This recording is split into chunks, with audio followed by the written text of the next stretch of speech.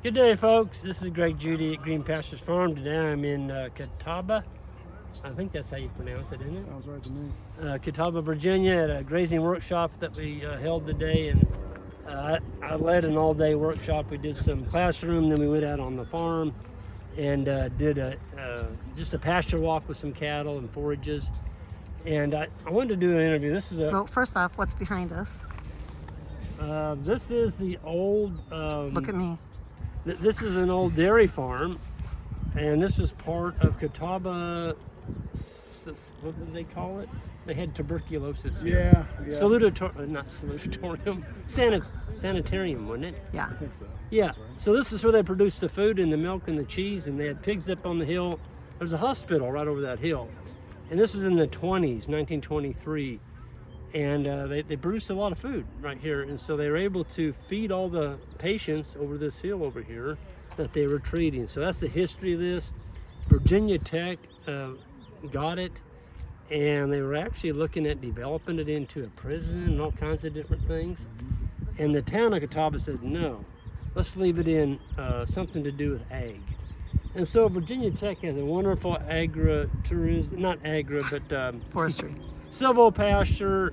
They're doing all kinds of alley grazing here. They got all kinds of trees, and they got some grass-fed steers out here. So they're doing grass-fed meat.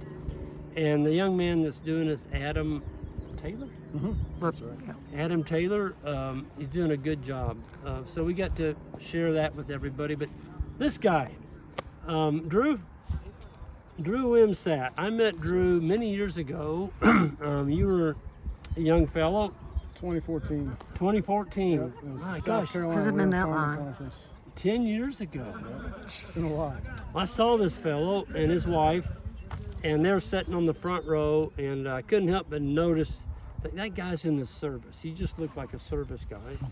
And so I introduced myself later, maybe he did, I don't remember which, but we became friends after that. And I've stayed in contact with him. Drew, tell me a little bit about You invited me to your grazing conference, so That's I came right. to 2 of those. That's so right. yeah, so I was in the military, active duty Marine Corps in 2014, but I was coming up on 10 years, and I was looking at what do I do with the rest of my life, and I was always interested in agriculture and farming, and heard about Greg Judy and met him at the conference, and just took my time studying it and learning as much as I could, and 90% from Greg, and stayed with it. I didn't end up getting out until 2017, and then at that point we were able to find some land. We were saving up, kind of preparing for the move, and doing everything we could, and just taking our time with it, not jumping into anything too quickly. So got off active duty, and then we bought a little bit of land and started a farm. And I don't think we got cows until 3 years after, setting up fencing and water and all that, and eventually got a small herd, and then got one of Greg's bulls, and so we've had them for about 4 years now. So we're just growing the pasture. It was a old tobacco farm, so pretty depleted soils, pretty poor forages, but with the grazing, everything's really starting to come back, and essentially we're just looking to kind of grow that herd and keep things moving. That's not the only thing you're growing. You're growing a heck of a family. That's right. You got 6 kids now? We got 6 kids now. I think we had 2 when we met, and then we've had 4 more after that. So it's been a busy road, but a fun road, and it's been good. So You're a pilot. I am. So I was a Cobra pilot in the Marine Corps, and when I got out, I'm now flying for the airlines. So Cobra pilot being Cobra helicopter. Cobra helicopter. So I made the switch to fixed wing airplanes. Yeah. Sure. He gave me a painting. There's only 500 or 700 prints of his captain. They called it CEO, your CEO officer. I got that. Wally's right. Wally's right. And I've got that on our bedroom wall, and I've got a picture frame. It's unbelievable painting, and that was in Fallujah, I believe, wasn't it? Yeah, I think it was Ramadi. Ramadi. Yeah. And folks, this guy did 2 tours over there, wasn't it? Yep. Iraq, Afghanistan. I was able to hit each on both of those deployments, and then I did a float on a Navy ship. So Yeah, well, I didn't it's know called you a Marine Expeditionary Unit. Okay, yeah. MU. I want to thank you for Well, your first time. off, Your time. I'm not done with I them. know. I just want to thank you for the service. I'm going to Okay, get that yes. in there before I forgot appreciate about that. Heck of a commitment from you and your wife both. Sacrifice. And yeah, I can't thank you enough for your service. I appreciate it. But I'd like to hear that story about what the kids were able to do and your wife. Oh, that's Oh, right. my. So, with me being an airline pilot, I'm gone a lot. Usually anywhere from 12 to 14 days a month. And of course, anytime I leave, that's when things happen. And I was about to go flying one night, and I looked at my phone, and I had a text from my wife saying to call her. I was like, oh boy, here we go. So, call her up, and they were having an issue with one of the cows, and we had recently a back corner of our property was hard to get to because there was a deep gully, and we were able to put a culvert in and get them up into grazing in there. And I had everything set up before I left, but for the kids to move them back and forth. But there was one drainage ditch that we had dug out to keep water off the main path, and there was, over time, the water had come through and really carved out a lot of that, eroded a lot of that soil, but there was a series of roots over top, so you couldn't really see it. So it's nighttime, the kids were moving, older two And kids. how old are your kids? 15 and 13. And then we got 8 and 7. So they were out there doing their thing, and they got the herd moved, and there was one of our outlier cows was over in the corner, and it was kind of like, come on, get her over there. And they were trying to push her, but they kept hearing a moo off in the distance, and they were like, where is that coming from? It's not coming from her. So they kept hearing it, and my son walked up, and he looked straight down, and 5 feet below him, under those series of roots, is a cow in some quicksand.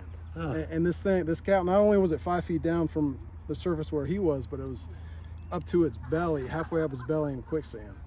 So there's roots over the top, and it's a tight, wedged in space. And it's cold. And it's raining, and there's water from this gully flowing over top of her. And she had pretty much given up hope, and her muzzle was going down into the water. So they're having to hold. They tied her head up, put a halter on her, tied her head up, just to keep her breathing, because she was pretty close to letting go. And so they had to cut those roots out and dig it out, and they asked me for suggestions. I said, you got to get a tow strap and somehow get that underneath her. It's tough to get any machinery or equipment in there, and hard to get leverage. But it was just one of those situations where, all you can do is do your best. And they didn't give up. They didn't give up. And that's what I told them. I said, do your best, and any whatever the outcome is, just do your best. And so I had to get off because I had to go fly, and that whole flight back to Memphis, I'm sitting there thinking, I gotta cancel this trip as soon as I get back and go home and bury a cow. That's kind of what I was prepared for. And as soon as I landed, I checked my phone and it said, we got her out, and I just couldn't believe it. I mean, it was incredible, and it was I was proud of them, because they pushed through, and they could have easily given up, and it would have been acceptable. Yeah. And because she was in a rough spot. She was in a rough spot, and but they were able to get a tow strap on her, get some leverage on her, get her out of there. The suction of the mud pulling her, and my wife was out there helping as well, so I got to give her credit. Oh yeah, it wasn't just. Can't forget about that. Yeah.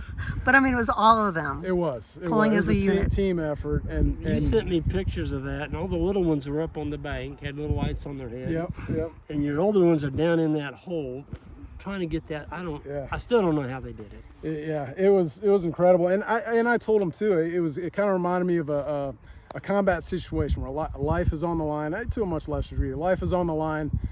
There's nobody there to help you.